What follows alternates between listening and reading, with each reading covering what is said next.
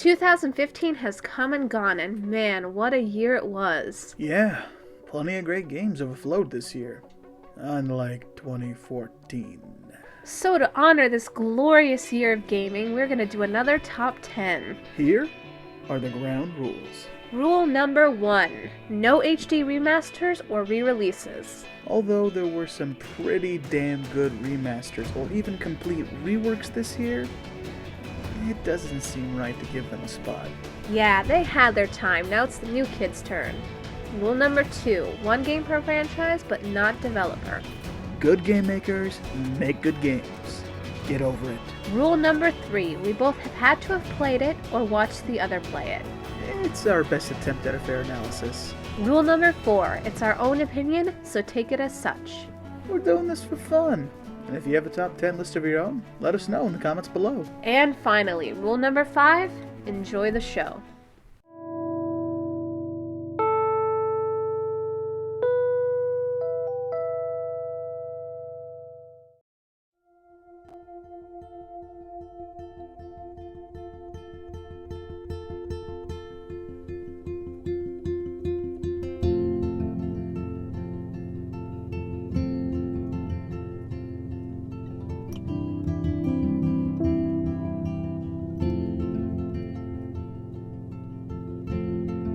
You know, the recent resurgence of adventure games this generation is really inviting and awesome. Yeah, with such stagnation in certain genres, it's awesome to see an old series given new life.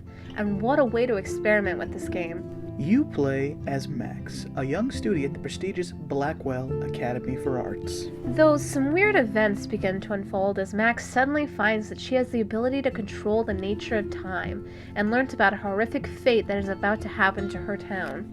The game uses the natural formula of adventure games made popular by recent explosion in the Telltale series, but this independent project by Square Enix stands out. Using Max's unique abilities, you can proceed to solve events in the wrong way, or even a failing way. So you may even learn down the line the correct way to solve the problem. It really gives the series a breath of fresh air, and the soundtrack is pretty awesome. It uses indie artists to add a haunting effect to the game. The subject matter is also pretty well written and experienced as it explores the nature and cruelty of high school life and the dark elements behind it.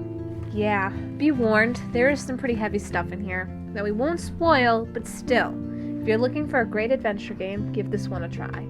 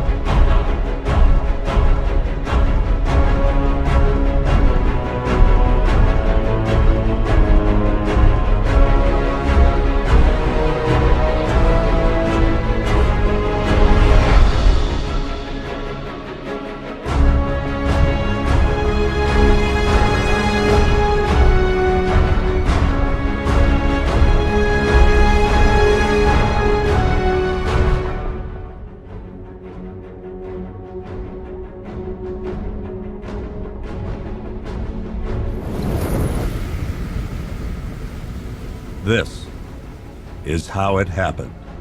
This is how the Batman died.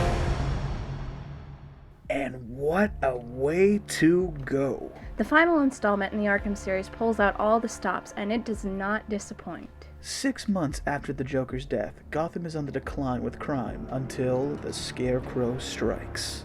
Unifying the villains of Batman's past, Scarecrow plans to flood Gotham with a new fear toxin and kill the Batman by the night's end, using a new military force and an opposing villain that has a grudge with the Bat, the Arkham Knight. Again, this is a dark story, quite possibly the darkest yet in the Dark Knight's video game format. And while a little tired for some, this was a knockout on all cylinders on Rocksteady's part. Not only that, but this is the biggest world yet in the Batman universe, giving all of Gotham to explore and enjoy. Unlike Origins. So empty. So cold. Couple this with the great villains, varied mission types, and rich, vibrant world, this leaves a game to be remembered. But why is it at number 9? Yeah, so this game has become infamous for its horrible treatment of the PC community, and one of the largest mass refunds ever distributed by a video game company. But the console versions were solid, and that can be enough for some, but there is one last glaring issue. The Batmobile. Oh god, why? The Batmobile. This thing right here is the Mako of the Arkham universe. It's clunky, hard to maneuver, and above all, forced upon you. Even going so far as to rewrite one of the main villain's themes and motifs, the Riddler, to fit it in. Don't get us wrong, this is not a bad game. Hell, it's in our top 10 list. But these issues do put it further up on the list than it could have been. Here's to you, Bruce. Your service will always be remembered.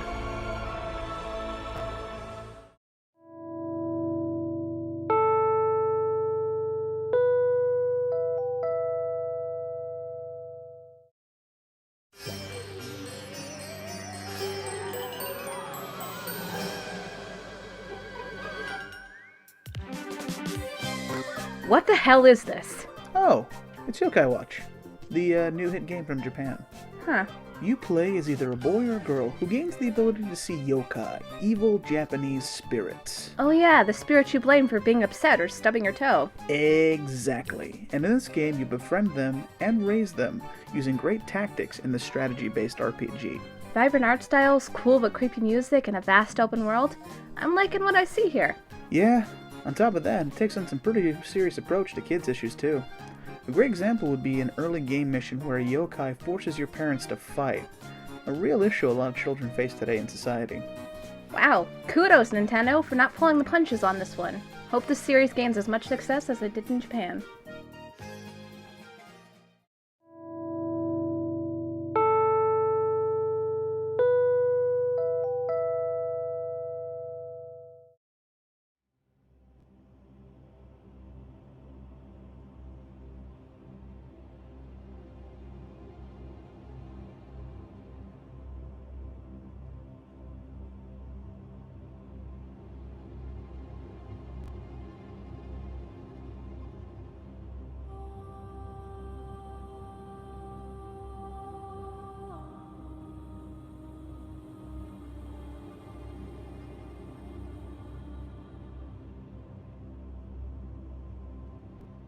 I hate this game. But I love it. Hate! Well, why don't you sit this one out? You are a traveler searching for a cure to an unknown illness. You find yourself in the town of Yharnam, known for its healing church and the consumption of blood. Though all is not well, as you are nearly killed and saved by an unknown man who puts you into a blood contract, turning you into a hunter. Hunters are beings capable of slaying the strange and savage beasts that now roam the blood-soaked streets of Yharnam. This gameplay is pure butter. Ass butter! Oh, it's not that bad. It really is challenging and precise. It takes the tactical precision of previous Souls games and melds it with the lightning-fast fluidity of games like Zone of the Enders, making the combat both savage and satisfying. As for the story, I won't spoil too much, but I would say it is like being in a city with the belief system of Lovecraftian horror with the organization of the Catholic Church. And that's as scary as it sounds. So kneel before the dreaming realm, brave hunter, and partake in the blood, for the long night is ahead.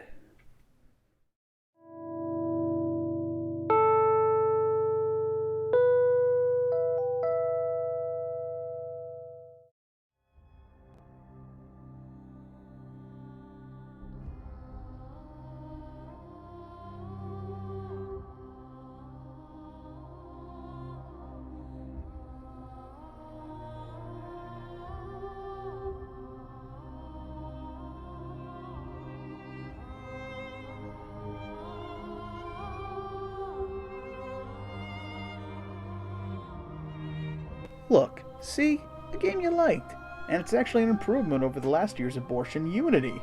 Ditching last year's bland cardboard cutout, Arno, you now don the mantles of Evie and Jacob Fry, a set of twin assassins. 2 assassins.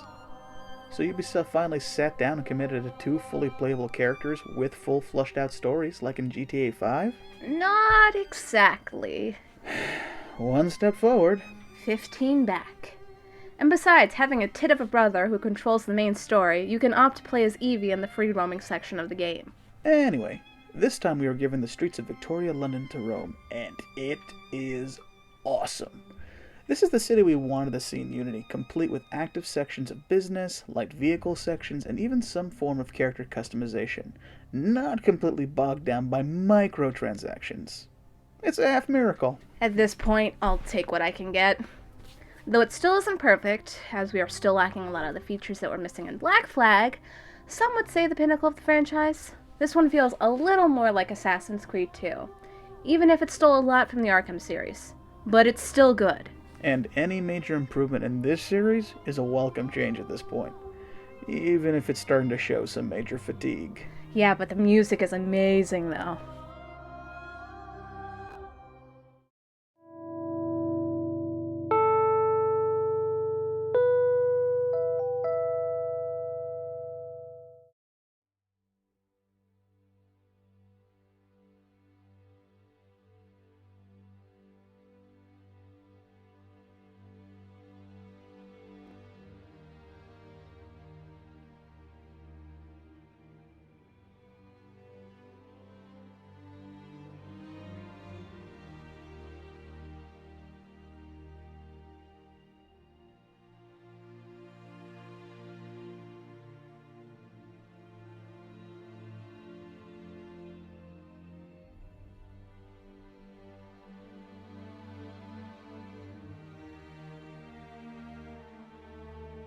So here we are, the continuation of Lara Croft's journey in Rise of the Tomb Raider.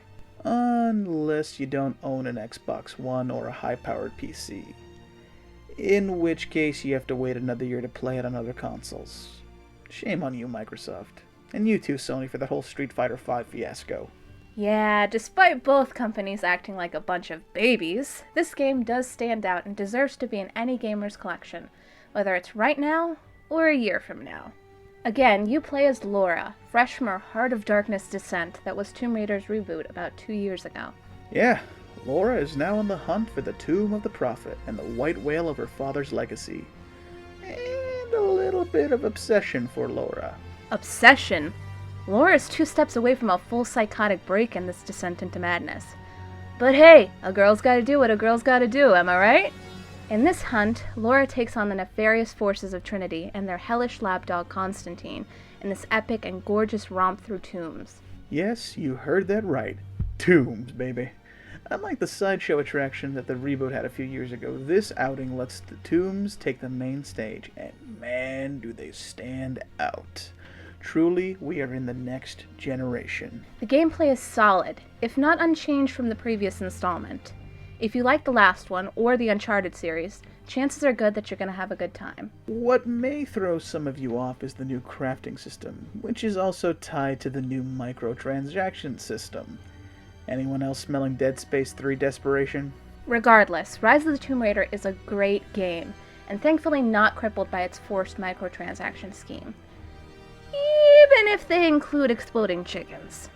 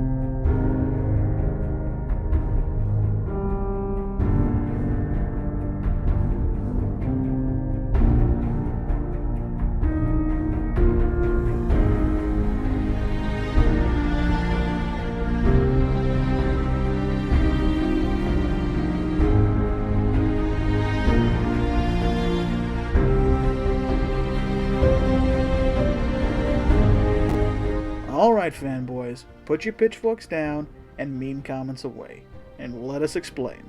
Fallout 4 is by no means a bad game. In fact, it's a very good game, with the same gameplay we came to love from Fallout 3. The only problem?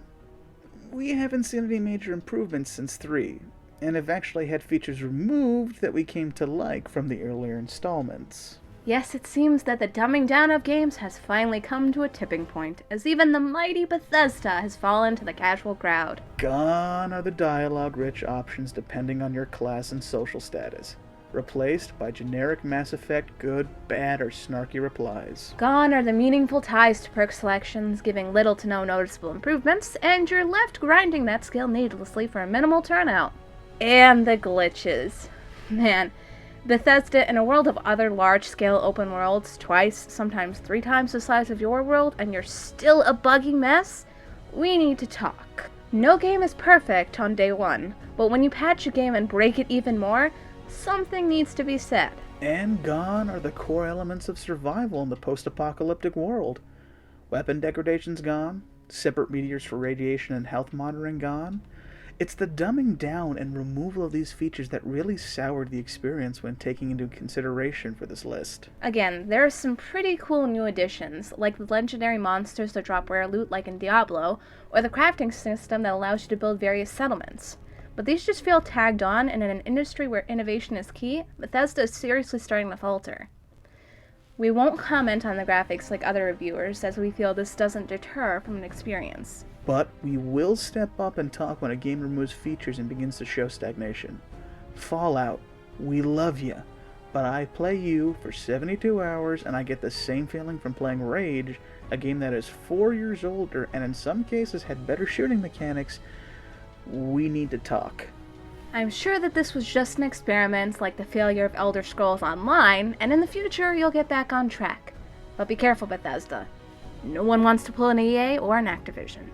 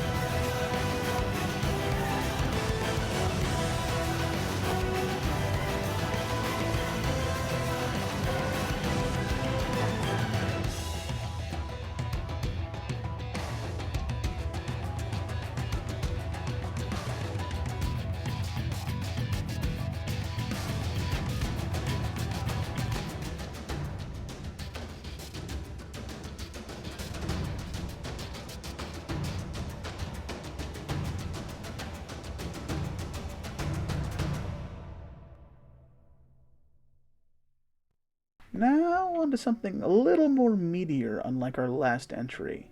The phenomenally complex and engrossing Xenoblade Chronicles X. The Earth has been destroyed, caught in a war between 2 alien races. The people of Earth, in an attempt to survive, leave our cradle and seek refuge among the stars. Though, not everyone makes it, and the ship you're on crash lands on a distant planet called Mira. From here, you awaken stasis, and with the remnants of your colony, New Los Angeles, set off to start anew and hopefully rebuild the human race. Really bleak start, don't you think? True, but I like it.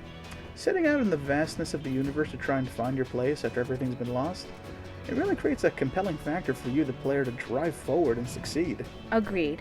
So over this massive, almost 300-hour RPG, you explore the vastness of 5 continents on the planet of Mira, all different and all hostile.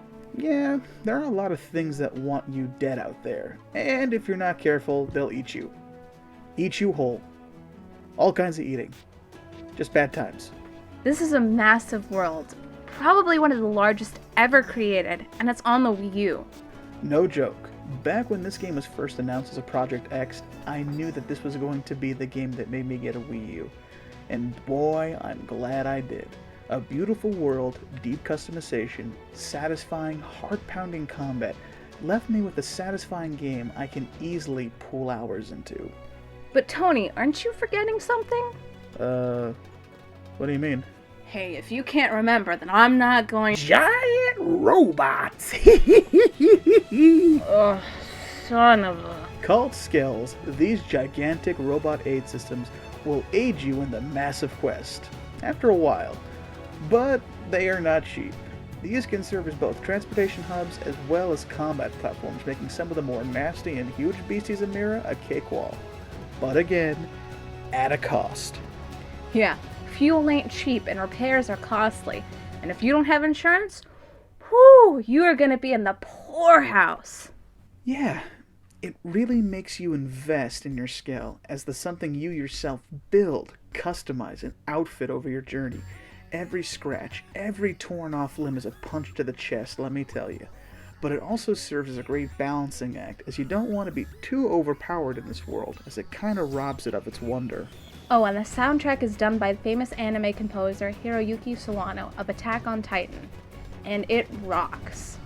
While not every track hits in some cases, the majority of it is pretty spot on, using techno, string, and rock pretty effectively. Xenoblade is an amazing series, and X is a phenomenal entry if you ever wanted to be a pioneer navigating a massive alien world.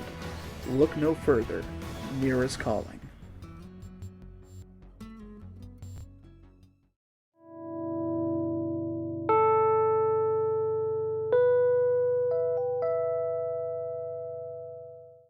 I need to tell you something. Please listen and try not to panic. You've been in a coma for quite some time. Yes, I know you would like to know how long. I'm afraid it's been 9 years. V has come to.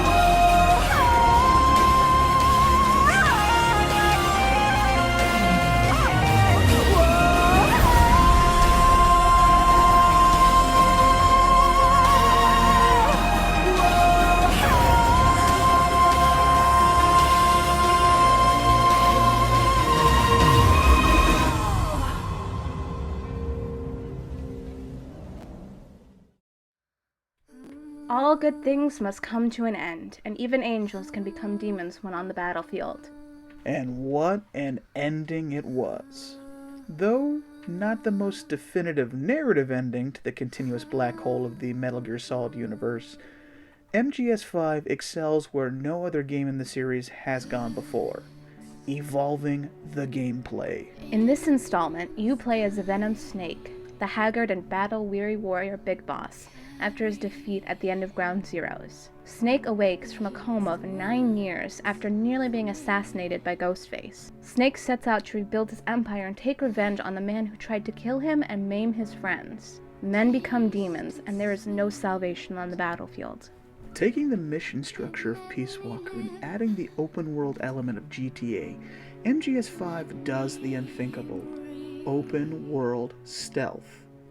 You want to go in guns blazing and kill everyone Rambo style? Go ahead. Prefer to sneak in and wipe out everyone quietly like a predator? Why not? This world is your sandbox. and you are on the quest for revenge. What is even more impressive is the AI and its adaptability to the player's actions. If you fancy yourself a headshot specialist, enemies will start wearing helmets. Enjoy doing missions at night? They'll wear thermal goggles. Get too kill happy and they'll wear high-grade body armor. This really adds a level of strategy that you don't want to use the style for too long, giving your enemy the upper hand. Top this off with a relentless chase and hunting system, and these guys will hunt you down. In many ways, it feels like a survival horror game, which is a welcome addition to this franchise. What isn't welcome, however, is the butchering of the story caused by Konami. Now, there's a whole video worth of discussion we can get into with this downfall of Konami and MGS5. But for the key purposes of this video, Konami cut out key missions and the original ending of the game in order to meet deadlines and make cash. Yeah, no low is too great for them. And while the story is not bad per se, you can really see how much was taken to the hatchet, as most key scenes are only revealed via videotape recordings, and the final cut mission, The Kingdom of the Flies, only exists in a fully voiced cutscene montage that didn't make it to the final product.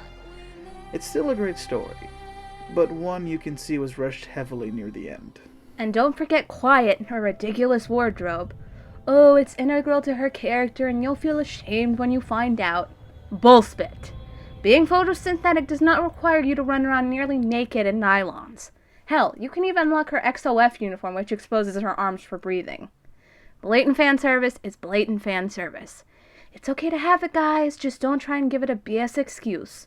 No one's gonna blame you for fan service. This is a phenomenal game, and even though it wasn't quite the story I was looking for in the series finale, it was definitely the advancement and achievement in gameplay narrative that pushed it to such heights. Something our number 4 nominee needs to learn.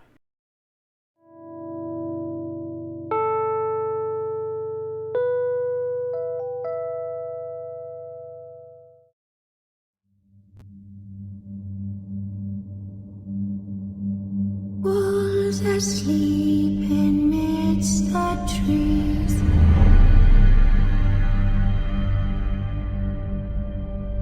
Bats all a swaying in the breeze.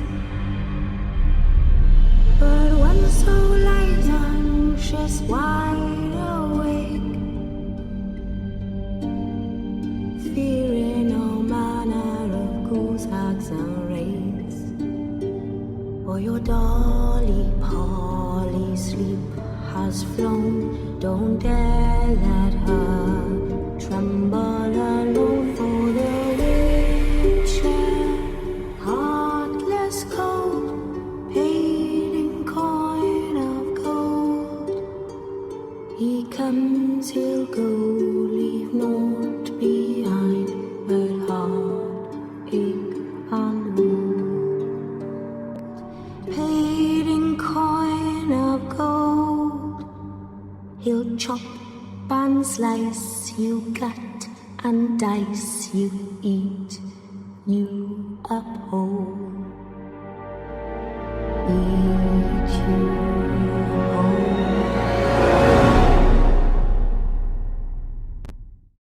It's a rare thing for a game series to change itself so frequently from iteration to iteration, as many companies tend to play it safe, and innovations can lead to poor sales. And rarer still for each iteration to drastically improve on what has already been accomplished.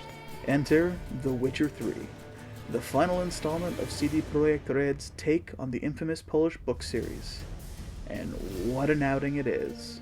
You are Geralt, a witcher, one of the last of a line of expert mutant monster hunters. Times are tough as war spreads across the land and talks of the end times fill to frighten masses.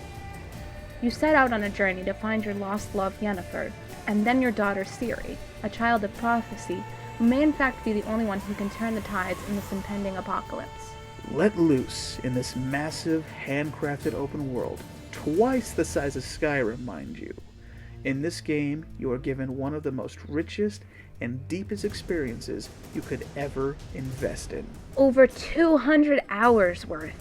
The world of The Witcher is a bleak one, as war ravages the lands and people suffer from monsters.